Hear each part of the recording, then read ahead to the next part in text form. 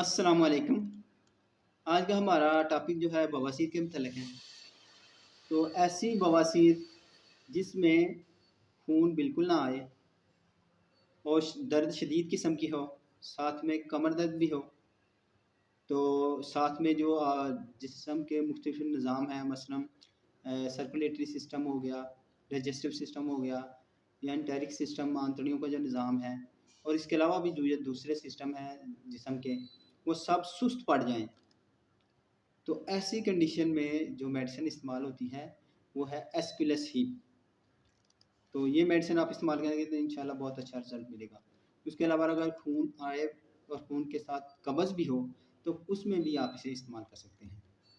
तो ये बहुत अच्छी मेडिसिन है। इस्तेमाल का तरीका यह है कि आधा कप पानी लें, उसमें 30 पोटेंसी के 5 कतरे डाल के सुबह दोपहर शाम इस्तेमाल करें, इंशाल्लाह आपका मसला ठीक हो जाएगा।